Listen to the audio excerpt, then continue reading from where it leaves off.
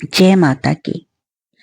भारत में नवरात्रि पर्व को बहुत ही उत्साह के साथ मनाया जाता है। इस साल नवरात्रि जो है वो 3 अक्टूबर 2024 से आरंभ होकर 12 अक्टूबर को समाप्त होगा। ये 9 दिवसीय उत्सव देवी दुर्गा के 9 रूपों की पूजा के लिए समर्पित है। नवरात्रि एक संस्कृत शब्द है जिसका अनुवाद 9 रात होता है। एक साल में 4 नवरात्रि पड़ती हैं, 2 गुप्त होती हैं और एक चैत्र नवरात्रि और एक ही शरद नवरात्रि।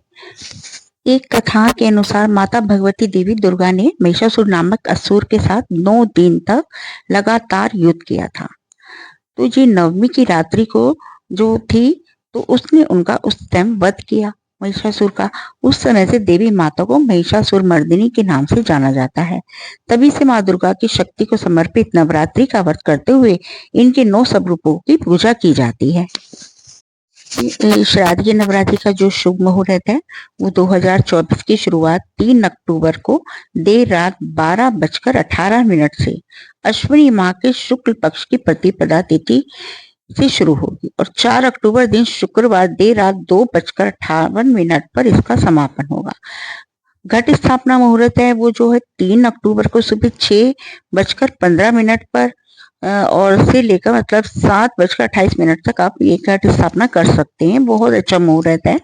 जबकि अभिजीत मुहूर्त है एक दूसरा वो है सुबह 11:46 से लेकर दोपहर 12:33 तक रहेगा। तो ये 2 मुहूर्त हैं। आप 3 तारीख को आप ये घट स्थापना कर सकते हैं इस टाइम। और जो उनकी जो पूजा सामग्री है वो भी मैं आपको बताती हूँ। आपको ये जो पूजा सामग्री एक दिन पहले लेके रखनी है। अमावस्या के दिन जब आप अपने पितरों को शाम के समय दीपक जलाकर उन्हें विदा कर देते हैं उसके बाद आप मार्केट जाएं और ये सारा सामान खरीद कर लेकर आए। उसके अंदर होगा माँ दुर्गा की एक प्रतिमा या चित्र जो आपके पास पहले से ही होता है। दूसरा आपको एक कलश लेना है जल से भरा हुआ। सबसे पहले उस कलश में या मिट्टी का हो या तांबे का या कोई सी भी धातु का हो उसमें पहले आप अपना गंगा जल डालें। फिर उसके बाद उसको उसके अंदर अपना जो भी जल है पानी आप डाल सकते हैं। उसके बाद आपके पास एक नारियल होना चाहिए, आम के पत्ते होने चाहिए, कुमकुम, हल्दी, चंदन, अक्षत, घी और दीपक। अगर जोत जलाने के लिए आपको थोड़ा बड़ा दीपक लेना चाहिए।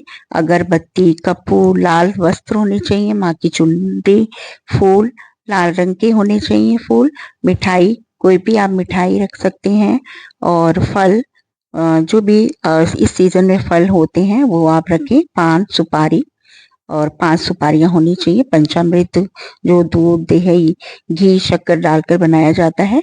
एक नारियल होना चाहिए। तो चोर चुनरी और रक्षा सूत्र। अखंड ज्योति के लिए आपके पास जो तेल है या घी है, वैसे तो जो अखंड ज्योति है वो घी के द्वारा जलाई जाती है। तो आपके पास वो सामान होना चाहिए जो आप एक दिन पहले लेके रख लें। और जो पूजा की जो विधि है वो भी मैं आपको बताती हूँ। आप सबसे पहले सुबह स्नान करके शुद्ध हो जाएं। माँ दुर्गा की प्रतिमा के सामने कलश स्थापित करें। अब जो कलश रखेंगे वो आपके बाईं तरफ होगा और नारियल रखें, उसके ऊपर नारियल रखें। जो उसका मुंह है या तो वो अपनी तरफ करें या ऊपर की तरफ रखें। माँ दुर्गा को लाल वस्त्र और चुनरी पहनाएं और पुष्प चढ़ाएं, धूप दीप जलाकर माँ की आरती करें।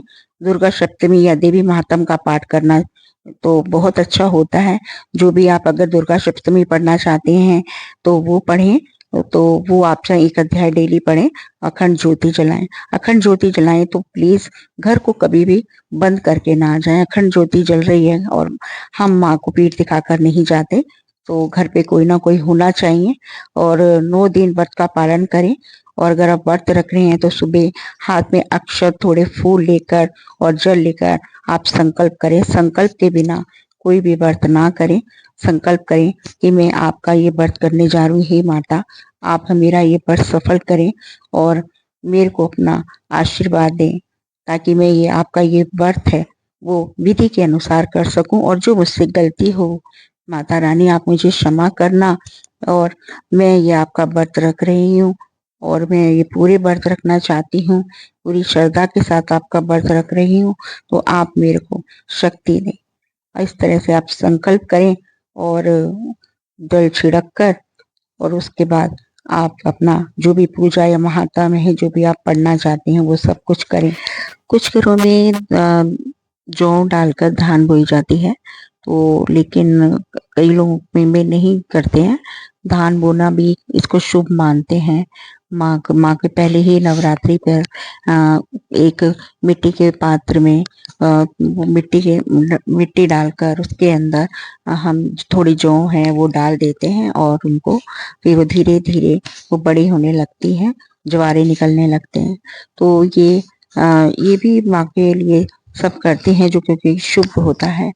और 9 दिन तक हर कोई अपने घर के अंदर आरती के टाइम भेंटे गाता है, पूजा करता है, जैसे जिसका इच्छा होती है, जैसे जिसकी श्रद्धा होती है, उसी हिसाब से माँ की अर्चना और पूजा की जाती है। हर घर के अंदर माँ के जयकारे लगाए जाते हैं, हर घर के अंदर कपूर जलाकर आरती की जाती है। और ये नवरात्रियों का जो टाइम होता है 9 दिन माँ को पूरी तरह से समर्पित होता है और माँ हर किसी को आशीर्वाद देकर जाती है। उसके बाद जो कुछ लोग अष्टमी कन्या पूजन करते हैं, तो कुछ लोग नवमी वाले दिन कन्या पूजन करते हैं। कन्या पूजन में सब 9 कन्याओं को बुलाकर उनका उनको लाल चुनरी उड़ाकर लाल टीका लगाकर उनके चरणों को धुलाए जाते हैं। फिर उनको भोग लगाया जाता है, जो हम घर में हलवा पूड़ी बनाते हैं और छोले बनाते हैं, उससे माँ भगवती को भोग लगाकर उन कन्याओं को भी हम बड़े प्यार से उनको बुलाते हैं अपने घर में और उनको वो सब हम प्रसाद के रूप में देते हैं। और वो जो कन्याएं आती हैं तो वो हमारे घर पे आती हैं, तो उनका आगमन ऐसा होता है जैसे ये देवियां आई हैं। ऐसे ही भाव से उनका पूजन करना चाहिए कि 9 देवियां हैं जो आज हमारे घर पर आई हैं, और उसी भाव से उनका पूजन करें, उनका सत्कार करें और आदर सहित उन्हें कुछ उपहार देकर और उनको प्रसाद खिलाकर और फिर उनको विदा करें। और वो कन्याएं जब जाते टाइम पूरे सबको आशीर्वाद देकर जाएं, ये बहुत शुभ होता है। कन्या पूजन के बिना ये नवरात्रि अधूरी है। इसके अगर जो लोग कन्या पूजन करते हैं व्रत के बाद, उनको मनवांछित फल मिलता है। माँ का आशीर्वाद हमेशा बना रहता है उनके घर पर। उन्हें कभी किसी चीज की कमी नहीं होती। बस श्रद्धा होनी चाहिए, पूरे सच्चे मन से माँ की आराधना करें और माँ का पूजन करें। जय माता की।